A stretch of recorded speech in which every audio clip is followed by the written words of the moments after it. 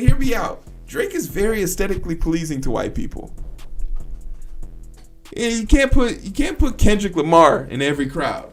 It's just not gonna work. Dynamite! Dynamite! What's up, everybody? We back. It's the segment that keeps this channel afloat, the Crazy Karen Corner. My name is Heero. Today we got a crazy Jamal. Kenneth. What's a black Kenneth? What's a black K name? We got a black Kendrick. we got ourselves a crazy Kendrick. Yeah, we got ourselves a Kendrick because I often say this, and I mean this from depth of my heart. The biggest thing holding black people back from a revolution that will really be the wave of change is our inability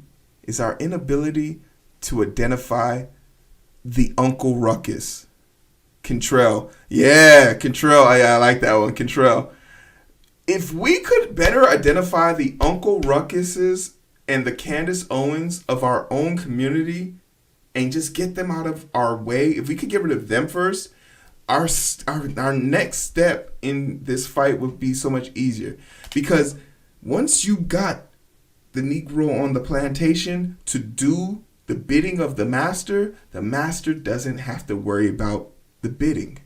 He doesn't have to worry about his plantation because the bidding of his evil bidding is being permeated, is being pushed by a black person who thinks they're going to be accepted by their oppressor for oppressing their own people. That's all this is a black person thinking he's going to gain the favor of people who don't like other black people, but you're different for some reason. And I often say this, you're just one bad altercation away from changing your whole stint. Ask Candace Owens. Because she was ready to press a lawsuit, and the Democrats came to her, the Black Revolution came to her side, and now look at her. She's out there making cardboard macaroni and cheese. Let's get into this story. I'm not that old. We're at a school board meeting. This is the Board of Education business meeting live stream from Monday, February 14th. This was on Valentine's Day. Like, this is what you were doing on Valentine's Day. And this is a story that tells, there's a lot of moving pieces here, but I want you to pay attention to, I've assigned character names here. We're going to call this guy Billy Bob. We're going to call this lady Merritt. We're going to call this lady Marcia. And we're going to call this Queen Bee. Pay attention to these people in particular. So we got Billy Bob. We got, I forgot her name already, but we got Marcia. And then we got Queen Bee. What we want to call her? I forgot her name already. All right. We're going to call her we're going to call her Marcia 2. Fuck it. We got two Marcias. Marcia 1 and Marcia 2. So Billy Bob, Marcia 1, Marcia 2, and Queen Bee. All right. This isn't the person to focus, but let's see if I can fast forward. Your service. Okay. Echevarria. Let's get this guy's name. I think this dude. I'm not that old. Yeah, you are. So, it's crazy to me. But let's think about making things a little bit simpler and get back to what can help these kids from any time that they're in the schoolroom. And that's it. So, thank you very much, and may God bless. Thank you. Speaker number 25, Brian Echevarria. Brian Echevarria. Remember that name. Good evening. Good evening. Thank you very much. Thank you for your service. Obviously, you guys give of yourselves to do what you're doing. The community, I think we recognize that now that the political juice has been sucked out of the mask distraction, that we have to move forward. And one of the things I wanted to thank you for tonight was the resolution, the non-discrimination resolution, the CRT deal, because it's happening. And as a parent, I speak to other parents, there's a few things that we don't want. I'm biracial, I'm bilingual, I'm multicultural. The fact is, in America, in North Carolina, I can do anything I want, and I teach that to my children. And the person who tells my little pecan colored kids that they're somehow oppressed based on the color of their skin would be absolutely...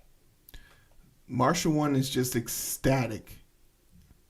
Look at her face, like, what the fuck are you? Because he called My Little Pecan. It gives off weird vibes. Like, you could have called her education, my educated, my brilliant, my fabulous, my. You used a version of color to describe the significance of your kid. You're reaching there. First off, CRT isn't being taught in grade school. What is being taught in grade school is basic history. This is a constant misconception. And this guy is so dumb. But he's not really dumb because he knows that Billy Bob, Marsha 1, Marsha 2, and I'm going to call you Jasmine back here now. Because you clearly, like, you don't give a fuck. Like, wait, what the fuck did he just say? What did he just call his daughter? But this guy is delusional. Or he's doing this. I honestly think, and we will find out more, I honestly think he's interviewing right now. But for what? We'll find out. Absolutely wrong and absolutely at war with me. And I think that's the same for every parent. What the mask showed us is that the parents, the most powerful group of people in our country, that they're taking back the wheel. Now, obviously, we had to take the wheel back for the mask, but we're taking the wheel back from Washington all the way to Raleigh and into our local school board. Because CRT, all of that, the parents don't want it. It's a big fat lie. There's not one, if you believe in CRT, I want to tell you you're a liar. Because that means you look at your black neighbor and... Look at Billy Bob. Yeah! If you believe in CRT, this guy has no formal... I reckon to say this guy has no formal education. Him and Billy Bob. I'm going to look him up, but CRT doesn't exist? Critical race theory doesn't exist? It was created by professors. Saying CRT doesn't exist is just like saying history doesn't exist. It's a figment of your imagination. What is his point in this statement? And we're going to get to it. You're going to hear the exact moment we get to what he's really trying to do here. Say that they're oppressed, and you look at your white neighbor and say that they're evil, regardless of the experience that you've had with them. And we're not going to do that. The parents in the United States of America, right here in North Carolina and Cabarrus County, we know that's not true because we believe the lives we live. The fact is, I've been a business owner right here in North Carolina, and I deal with white people, black people, Hispanic people. My children deal with everybody. And the racism is only happening at the government level and on the media.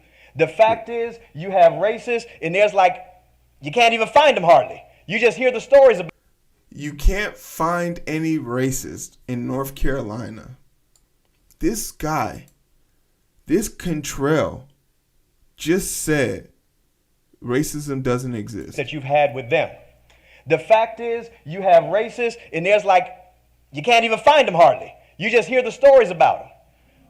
But this is what we're dealing with. Look at my guy here. Look at my guy here. He's like, oh my God. You can't even find them nearly. You can't find them, but you hear stories about them. So that means they're definitely somewhere, just not by you. And to Keisha's point, I've never experienced racism, so racism can't happen.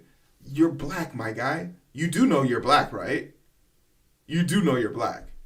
You do know that you can't follow your daughter and your two sons everywhere they go saying racism isn't real, so you can't be racist to them, right? You know that they're going to show up in malls one day. You know they're going to be driving one day. You know they're going to be at a house party one day where you're not going to be there to protect them. Oh yeah, he's pecan, sorry.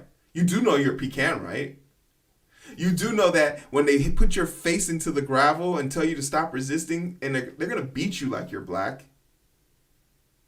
You do know when you're driving past in your vehicle and they pull you over, they're not going to say, oh, my bad, I didn't know you were pecan. You do know you're black, right? The parents are taking the wheel. I have an 8-year-old daughter who is absolutely dynamic, who can do anything. Athletically, intellectually, spiritually, and emotionally, she is a dynamo. That child is in danger. That child is in danger. Honest opinion. And I don't want a man swimming against her in the pool. Oh, there it is. There it is. He showed his true colors. Athletically, intellectually, spiritually, and emotionally, she is a dynamo. And I don't want a man swimming against her in the pool. The fact is, I don't want her playing against boys in soccer. I don't even let my sons rough her up. Do you think I'm going to let your son rough her up? This is what we're talking about. Policy going back to the parents. Because if you think people who love America are willing to fight for it, you haven't met parents yet.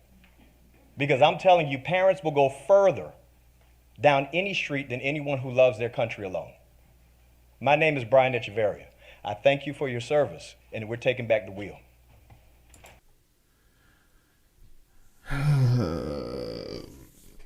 A few things here.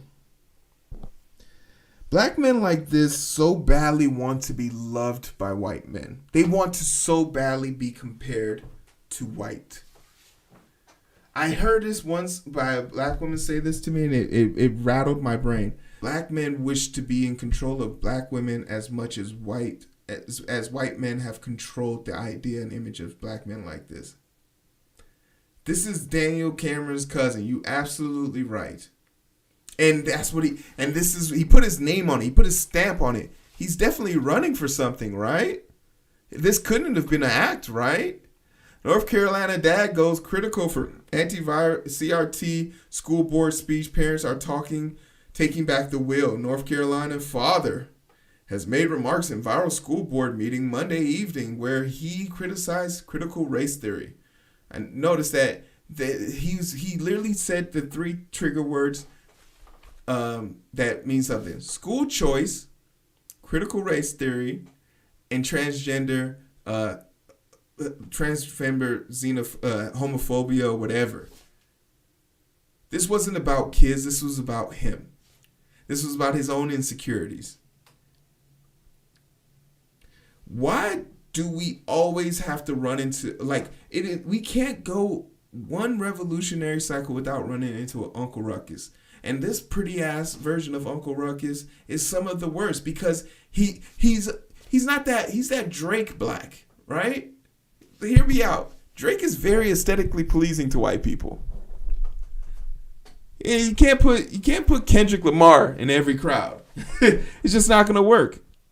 Both great artists, but they both serve much different purposes. And based on how you choose to use them, they use it. Our Kenneth over here, our Kentrell, our Brian, our basic pecan, has given all of those people in the room, Billy Bob, Sarah, Marsha, but Jasmine and Queen Bee are still. Queen Bee's face hasn't changed. Jasmine's face hasn't changed yet. She's like, what are you talking about, my guy? How are we supposed to fight against this,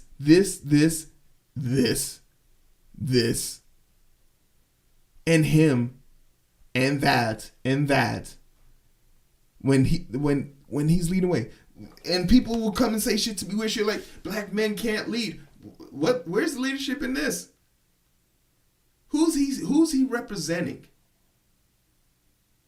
Who is he representing in this? Because the 3 black people in the room, I think she works for that, so she's not allowed to be emotional. I think she also works there. But my guy hasn't moved yet. He's shell-shocked.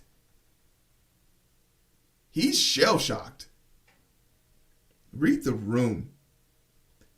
And then his wholesome attack on CRT was just beneath it all, right? It's just beneath it all. I honestly expect him to see him running for something in the near future, but it's just I don't want a man swimming against her in a pool.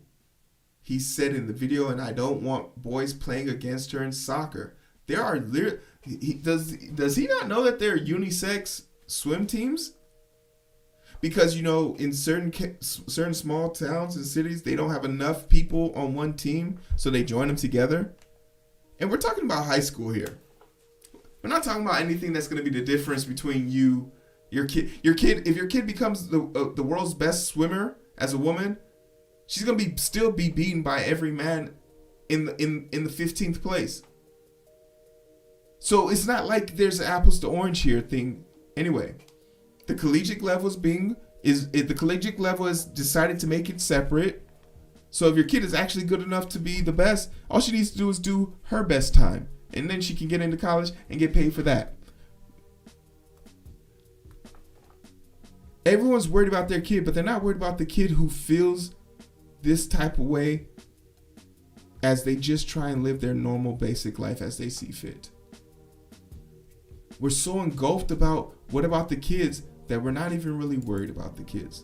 And it's because of jackasses like this. Clap it. Tell me how big of an asshole this person is. I want to know your perspective on this.